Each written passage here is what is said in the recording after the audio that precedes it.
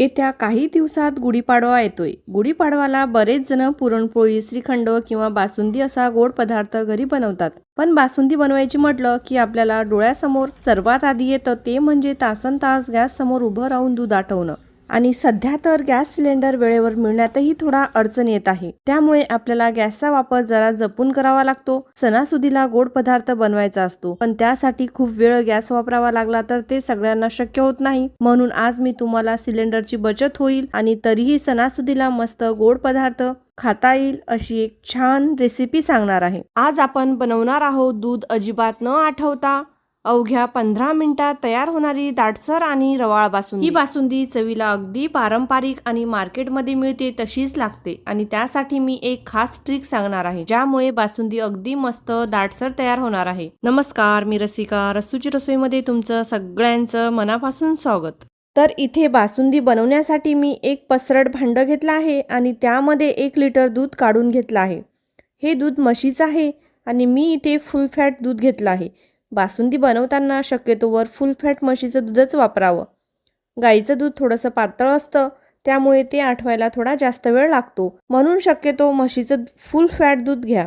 दूध जास्त घट्ट असल्यामुळे ते लवकर आटतं आणि बासुंदी देखील छान घट्टसर आणि क्रीमी बनून तयार होते. सुरुवातीला गॅस थोडा मोठा ठेवला तरी चालेल. जोपर्यंत दुधाला छान उकळी येत नाही तोपर्यंत दूध उकळून घ्यायचं आहे. दूध उकळताना कढईच्या कडेला जी मलाई जमा होते ती परत त्याच दुधामध्ये मिसळत राहायची आहे. त्यामुळे बासुंदीला मस्त असा रवाळ टेक्स्चर येतो आणि चव देखील छान लागते. आता दूध छान उकळत आहे. तुम्हाला दिसतच असेल की कडेला जमा झालेली मलाई मी परत दुधामध्येच मिसळून घेत आहे. बऱ्याच वेळा बासुंदी दाट करण्यासाठी खूप वेळ दूध आटवावं लागतं, पण त्यासाठी इथे मी एक छोटी ट्रिक आहे ती तुम्हाला पुढे सांगणार आहे. दूध आटवण्यासाठी इथे मी खूप जाड किंवा खूप पातळ कढई घेतलेली नाही. साधारण मीडियम साईजची कढई घेतली आहे. जास्त जाड तळाची कढई घेतली तर ती गरम व्हायला जास्त वेळ लागतो आणि गॅसही जास्त लागतो. त्यामुळे दूध आटवण्यासाठी साधारण मीडियम जाडीच्या तळाची कढई वापरली तर दूध व्यवस्थित उकळतं आणि गॅसचीही बचत होते. सुरुवातीपासून आत्तापर्यंत साधारण मला 10 मिनिटे झाले आहेत. आणखी 5 मिनिटं आपण हे दूध उकळून घ्यायचं आहे. तुम्हाला दुधाच्या कन्सिस्टन्सीवरून कळतच असेल की दूध किती छान घट्ट होत आहे. अवघ्या 10 मिनिटातच दूध छान दाटसर आणि घट्ट झालं आहे. आता इथे मी 1 चमचाभर मिल्क पावडर घेतला आहे.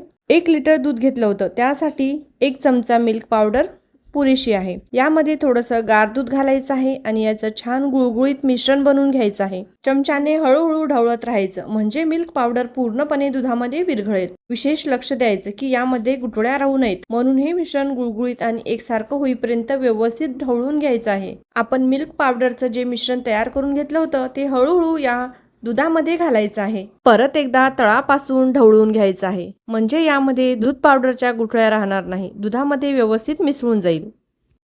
आता इथे मी 50 ग्रॅम खवा घेतला आहे. हा खवा तुम्ही किसून घेऊ शकता किंवा हाताने मॅश करूनही घेऊ शकता. मी खवा किसून घेतला आहे म्हणजे तो दुधामध्ये सहज मिसळेल. खवा किसून घेतल्यामुळे बासुंदीमध्ये पटकन एकजीव होतो आणि गुठळ्या राहत नाही. मी इथे घेतलेलं पूर्ण 50 ग्रॅम खवा दुधामध्ये घालून घेत आहे.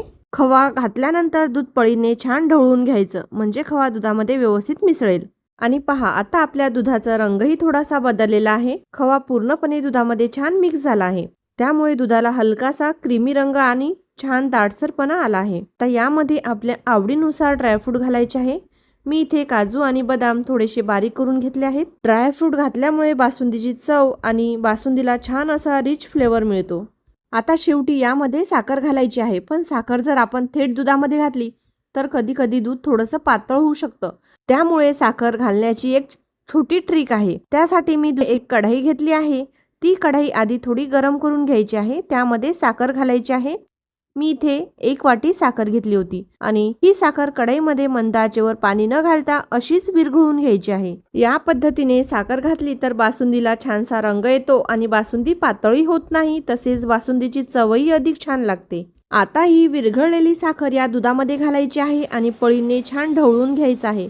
म्हणजे साखर दुधामध्ये व्यवस्थित मिसळेल। आता तुम्ही पाहू शकता बासुंदीचा रंग किती सुरेख आला आहे। साखर अशा पद्धतीने घातल्यामुळे बासुंदीला छानसा हलकासा सोनेरी रंग येतो आणि चवही अधिक मस्त लागते। तसेच बासुंदीचा दाटसरपणाही कायम राहतो। आता आपली बासुंदी इथे छान तयार झाली आहे। यापेक्षा जास्त शिजवण्याची गरज नाही। गॅस बंद करून कढई मी इथे खाली उतरून घेतली आहे। इथे मी बासुंदीमध्ये थोडे केसरचे धागे घालत आहे। हे पूर्णपणे ऑप्शनल आहे।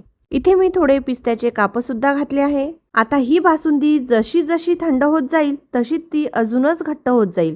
गरम बासुंदीपेक्षा थंड बासुंदी खायला जास्त छान लागते। त्यामुळे मी आता ही बासुंदी एका भांड्यामध्ये काढून घेत आहे। साधारण अर्धा ते 1 तास फ्रीजरमध्ये ठेवायचं आहे। छान थंड झाल्यावरती खायला अजूनच मस्त लागते। आता आपण साधारण 1 तासानंतर बासुंदी पाहतोय आणि पहा किती छान दाटसर आणि घट्ट झाली आहे। आपण मार्केटमधून बासुंदी आणतो ना, अगदी तशीच। टेक्स्चर पाहूनच तुम्हाला अंदाज आला असेल, एकदम रवाळ, दाणेदार आणि छान क्रीमी अशी ही बासुंदी तयार झाली आहे। खवा नसेल तर तुम्ही 2 ते 3 खव्याचे पेढे या दुधामध्ये घालू शकता। त्यांनीही बासुंदीला छान चव येते आणि ती परफेक्ट तयार होते। मी सांगितलेल्या टिप्स वापरून तुम्ही ही बासुंदी या पाडव्याला नक्की करून बघा। कशी झाली ते कमेंटमध्ये नक्की कळवा। हा व्हिडिओ तुमच्या मित्र, मैत्रिणी आणि नातेवाईकांसोबत शेअर करा। प्लीज एक लाईक करायला विसरू नका आणि आत्तापर्यंत माझं चॅनल सबस्क्राईब केलं नसेल तर नक्की सबस्क्राईब करा। बाजूला असलेल्या बेल आयकॉनला देखील प्रेस करा, म्हणजे माझे नवीन व्हिडिओ आले की तुम्हाला सगळ्यात आधी पाहायला मिळतील। आणि हा व्हिडिओ तुम्ही इथपर्यंत पाहिलात त्याबद्दल मनापासून धन्यवाद।